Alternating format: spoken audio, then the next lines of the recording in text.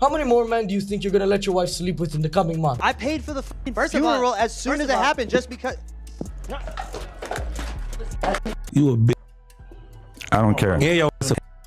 No, don't do that. Don't do that. Hey, look. Playful interview, becoming a millionaire, no rap, no beat, still richer than rappers, controversy over wife's appearance in adult content, husband's response becomes viral. Sounds like a joke, but that's the career of Adam22. From an obscure BMX blogger, Adam22 founded No Jumper, turning it into a mecca for underground hip-hop. One interview with XXXTentacion was enough to catapult him from an average YouTuber to a hit-making mogul, a platform where unknown rappers become legends after a single appearance.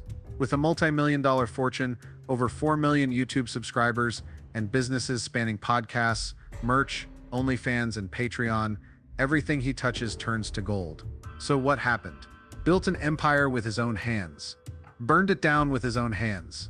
No Jumper began to crumble, friends left, the team fell apart, accusations of betrayal and hypocrisy flew. The climax? His wife starred in adult films with others. And he not only agreed but turned his reaction into content. From podcast kingpin to one of the internet's most controversial figures, Adam22 went from hip-hop's pinnacle to a living meme of online culture. His billion-dollar castle collapsed in a single note. Now it's time to peel back the truth behind Adam22's glamorous facade. The hip-hop podcast mogul once hailed as the guide of a generation of young rappers. A truth buried deep in the shadows of the backstage. Something that I've been hiding from you guys.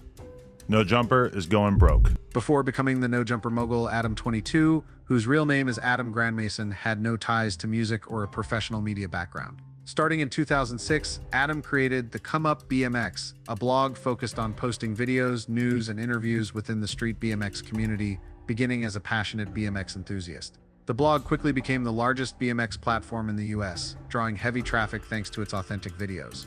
He also managed a team, organized tours, and sponsored athletes, earning a real reputation in the community. At the start, Adam wasn't thinking about building an empire, he was just doing what he loved, cycling and street culture. Back then, he felt passionate and excited seeing the community embrace the videos he posted, and he was surprised when the blog grew rapidly, attracting thousands of daily viewers. He also felt a sense of pride in himself for being able to organize tours, turning his passion into a professional driving force. I didn't start this to get famous or make money, I just wanted BMX to be told in the realest way possible. For the BMX community at the time, the Come Up BMX wasn't just a news source, it was their voice. They felt seen, understood, and respected with a sense of closeness and familiarity due to the authentic, unscripted content. They trusted Adam because he wasn't just behind the camera, he was part of the community. They were grateful because the blog gave them opportunities to connect with a broader world. Adam didn't stop there, he ventured into the fashion and streetwear business, showcasing his entrepreneurial spirit and vision to expand his influence.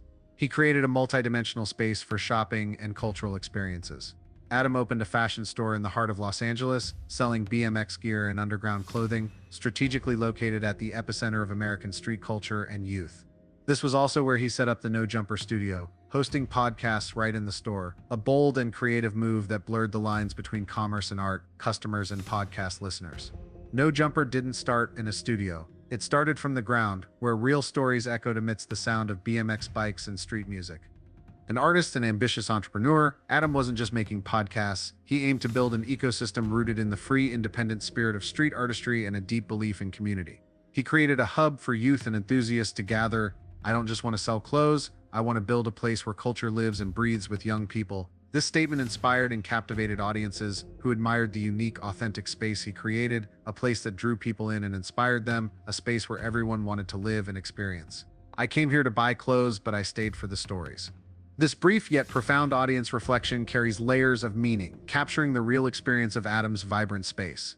It wasn't just for himself, but a gift to his audience.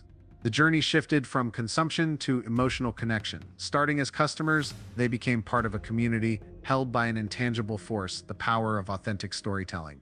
These real stories from artists kept audiences coming back, fostering love and connection between people.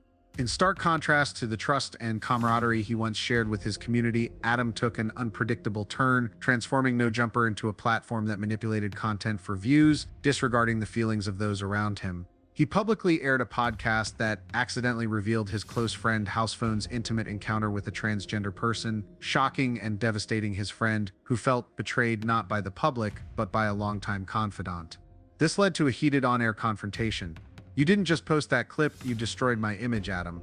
Viewers felt Adam was exploiting even his friends for clicks, a complete departure from the closeness and understanding he once shared with them. The team fell apart, with friends leaving in droves.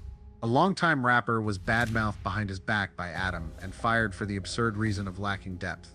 A loyal fan remarked, "Adam doesn't need companions, he just needs faces for thumbnails." They accused Adam of lacking transparency, failing to share profits fairly, and using his friends' images as tools to make a living for himself. The fallout left No Jumper lost its original spirit, stripped of its essence, and without its core team.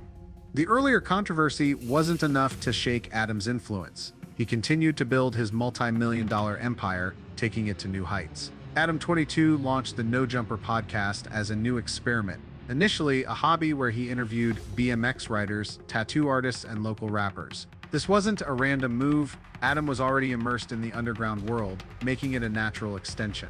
The podcast wasn't just entertainment, it was a way to connect with and listen to the community around him, giving a platform to those rarely offered a main stage to tell their stories. This created profound cultural and strategic value, establishing a playground for those without a playground. It became the unspoken manifesto of No Jumper, celebrating real culture, real voices. The podcast blended a new playground with a humane content strategy. Though born from a hobby, it intersected business, art, and society, positioning Adam as a community builder, not just a fashion entrepreneur. This approach left most audiences pleasantly surprised. Adam skillfully sparked curiosity. A streetwear store with a podcast? Really, even deeper was the desire for lasting connection, a space free of pretense or artifice. It was a subtle yet brilliant strategy, using authentic stories to forge real community ties, a natural evolution from the culture Adam was rooted in. "I didn't wait for anyone to open the door. I opened it myself with the culture I believe in." Adam 22 is a quintessential example of a street culture entrepreneur, building an empire without a degree or significant capital, driven solely by passion, sharp vision, and the ability to turn a community into a powerhouse. Through his foundation, he skillfully and creatively built his own empire, transforming the Come Up BMX into the largest BMX blog in the US, with millions of monthly visits, cultivating a loyal fan base, and becoming a major influencer in the scene with an estimated net worth exceeding $5 million. And then, the vast empire of his career crumbled in an instant. As the spotlight of fame shone brightly, the dark corners of Adam's life began to come into focus. A legal storm emerged with rumors and speculation arose around associations with controversial guests, some of whom were later linked to legal investigations. Two key associates, Brick Baby and Loose Cannon, were investigated for financial and media ties to Big U, as well as suspicions that their musical aliases served as a front for illicit activities. Why was Adam suspected of involvement? Likely because he repeatedly invited Brick Baby and Loose Cannon, both linked to Big U, onto his podcast. No Jumper frequently provided a media platform for underground figures, many of whom had criminal records. This led observers to question, could some of the funds used for booking promotions or guest appearances have come from illicit sources? If money used to promote artists, pay fees, or boost media stemmed from illegal activities, Adam 22 could be implicated as someone who aided or indirectly profited from organized crime. The hip-hop community was divided. Some loyal fans argued Adam just makes content, he can't control the past or actions of his guests. Others, however, accused him of deliberately inviting controversial figures to chase views, regardless of enabling gang activity through media exposure, and playing a dangerous game by giving criminals airtime, effectively legitimizing them in the public eye. This raised a larger question: should media platforms freely create content with anyone, even those tied to criminal activity? Each of us must reflect on and be wary of such legally questionable actions. Once trust is shaken, it's nearly impossible to regain. When you've earned the trust of others, you should cherish it and live with the honor it deserves. The next event was even more shocking, accelerating Adam's downfall at an alarming rate, leaving the public screaming, "My God, what kind of content is Adam making?" Once a champion of the underground's voice, Adam 22 now had people shaking their heads in dismay. Gone were the authentic, heartfelt conversations with artists. Now, No Jumper was chasing what the internet called content that seemed to prioritize virality over thoughtful storytelling, according to some viewers. Interviewing someone tied to the tragedy of rapper Pop Smoke? Good heavens, that name alone brought tears to the entire hip-hop community. Yet Adam invited a convicted individual to casually recount the story on his podcast as if nothing was wrong. Furious fans cried out, "Is this celebrating culture or cheapening someone else's pain?" Adam's cold approach to content creation showed he no longer operated with the passion of someone who once cherished hip-hop culture. Instead, he became calculating and pragmatic, choosing content regardless of consequences. He didn't cry, didn't falter, didn't apologize. Instead, he declared, "I interview who I want, I need views, and what you think is your problem." That was the moment fans turned away in bitter disappointment. To them, this was no longer the Adam who once sat down for genuine talks with underground artists. He had become someone willing to sell everything, morality, trust for a few clicks. He no longer respected the online community, but treated them as an audience for extreme entertainment. And it doesn't end there.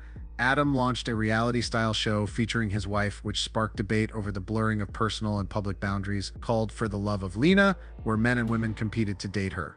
Just hearing about it feels like hitting mute. Fans who once tuned in for art now felt like they were watching YouTube morph into a reality show version of OnlyFans. The audience was genuinely baffled. Wait, this is your wife, and you're turning her into a TV spectacle. People came to the channel for rap, streetwear, BMX, and tattoos. Now, it's all about romantic drama, friends cutting ties, colleagues quitting, and artists turning their backs. No Jumper went from authentic to a marketplace, from culture to a tool for making a living through scandals. A brutally sharp comment summed it up.